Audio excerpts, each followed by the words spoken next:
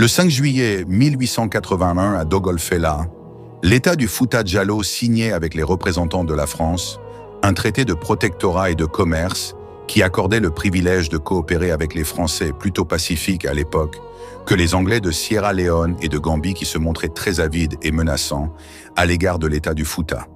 Ce traité sera abrogé 15 ans plus tard par l'Almami Bokar Biro et Alpha Ibrahima Fugumba pour défendre l'indépendance du Fouta à ne pas être ni une colonie ni rattaché à une colonie existante comme le Sénégal ou la Guinée, ces deux pays étant ceux proposés par le commandant de Beckman pour détruire le Fouta comme entité étatique, patriotique, nationale peul complète. Ce traité sera ratifié le 31 décembre 1881 par le président de la République française, Jules Grevy. Suite à cela, en janvier 1882, l'État du Fouta Djallon dépêche une mission diplomatique pour se rendre en France. Ernest Noirot racontera dans son livre intitulé « À travers le Fouta Djallon et le bambouk », si on peut se fier à lui avec mesure, le déroulement de cette mission diplomatique peul. Elle était composée de 4 envoyés, Modi Mamadou Saïdou, conseiller de l'Almami Ibrahima Sori, Modi Abdoul Bagou, porte-étendard du drapeau du Fouta, parce que oui, le Fouta avait un drapeau qui n'avait rien à voir avec celui du dictateur Sékou Touré. Puis il y avait aussi Alpha Madina, général en chef de l'armée Soria, et enfin Modi Ibrahima Sori, envoyé du chef du Diwal de l'abbé Alpha Agibou. Il y avait aussi un interprète du nom de Modi Amadou Ba. Tout d'abord, les diplomates du Fouta, avec leurs accompagnants, le docteur Bayol et Ernest Noirot, feront la route de la capitale du Fouta, Tambo, à Saint-Louis. De là, ils embarquaient sur un paquebot appelé Congo. Cela fut pour ces peuls, généralement habitués aux chevaux et au galop, leur premier voyage en mer. Le second jour de leur embarquement, les diplomates du Fouta avaient fait connaissance avec tous les passagers. Modi Mamadou Saïdou, dont Noirot se demandait où il avait appris à jouer aux dames, faisait de longues parties avec les autres passagers et il gagnait le plus souvent. Noirot le décrira plusieurs fois comme quelqu'un de très intelligent. À leur arrivée à Bordeaux, le temps était doux, celui d'un hiver de janvier. Noirot nota qu'aucun des peuls ne se plaignait du froid. Tout de même, le mouvement du port et les bruits des voitures les abasourdirent. Ils étaient habitués à un Fouta calme et naturel, loin de ce boucan franqué.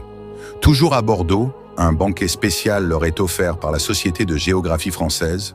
On leur joua de la fanfare militaire. Ils visitèrent la cathédrale de Bordeaux.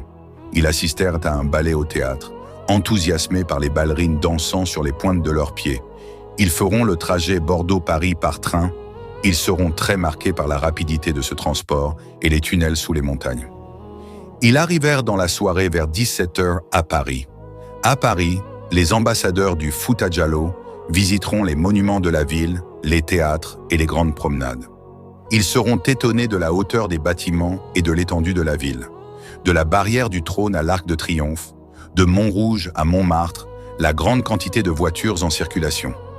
Face à Paris, les Peuls diront que Bordeaux est en fait un village. Au théâtre de la Porte Saint-Martin, ils verront nombre de pièces et de ballets. Ils visiteront le cirque dont les prestations qui les amusera beaucoup. Au-delà de tout cela, les ambassadeurs Peuls feront également les visites officielles. Ils rencontreront certains ministres français, le président du Conseil mais aussi le président de la République française, Jules Grevy, sans être intimidés par aucun d'eux comme l'écrira Noirot dans son livre. La visite qui les marquera le plus sera celle de Faidherbe, le grand chancelier de la Légion d'honneur. Le général Faidherbe, qui était très connu en Afrique à l'époque, aussi bien pour son intérêt pour les langues et les ethnies africaines, surtout les Peuls et le Pulaar dont il écrira dessus, mais aussi pour sa sauvagerie militaire qui le faisait redouter de beaucoup. À l'hôtel du Louvre, où était logée la mission diplomatique, ils ont reçu beaucoup de visiteurs de la haute société parisienne qui ne cessaient de les complimenter sur leur tenue. Noirot notera que Alpha Madina tenait un journal sur leur séjour qu'il écrivait en langue peul avec les caractères arabes. Il s'amusera à imaginer qu'on retrouve un jour au Fouta un livre intitulé « Journal d'un explorateur peul au pays des Français ». En voyant des bataillons de l'armée française défiler dans les rues, les Peuls demanderont s'il s'agit de captifs du président français. Ils croiront que les cavaliers sont des spahis et les fantassins, des tirailleurs. N'ayant été qu'au contact de l'élite française, Les Peuls s'imaginaient que tous les Français étaient friqués, jusqu'à ce qu'ils voient des mendiants venir quémander à la portière de leur voiture. Ils demanderont à Noiraud de donner de l'argent aux mendiants à chaque fois. Plusieurs négociants, commerçants et usines à Paris se mirent à la disposition des diplomates du Fouta pour leur faire visiter leurs installations. On cherchait à les impressionner avec des cadeaux de l'industrie française et leur montrer ce que le Fouta avait à gagner dans un commerce bilatéral Fouta-France plutôt que de céder à l'Angleterre. La France, comme le disait Oliver de Sanderval dans son livre « La conquête du Fouta Djallon », savait que le Fouta a tout pour devenir le centre de l'Afrique de l'Ouest, autant pour sa structure étatique très constitutionnelle que l'alternance au pouvoir qui s'opérait. Il faut donc séduire les Peuls, si cela ne marche pas, essayer de les diviser, et si ça ne marche toujours pas, faire alors une invasion militaire des tirailleurs au Fouta, même si cette dernière option lui paraissait difficile en raison de la nature montagneuse du Fouta et du concept de djihad qui mobilisait rapidement tous les Peuls. La séduction des Peuls échouera globalement. Les Peuls étant trop attachés à l'indépendance du Fouta, la division fonctionnera et l'invasion des tirailleurs dans le Fouta suivra.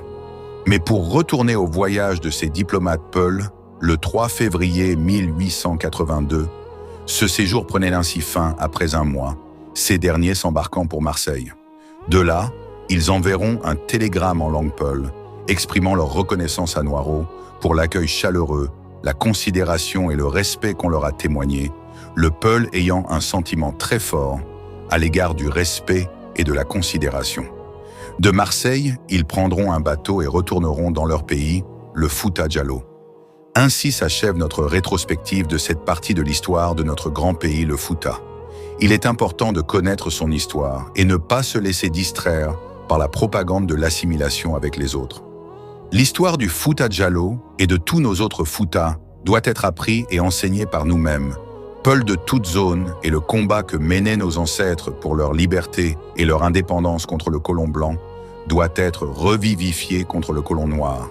Merci et vive le Fouta libre et indépendant.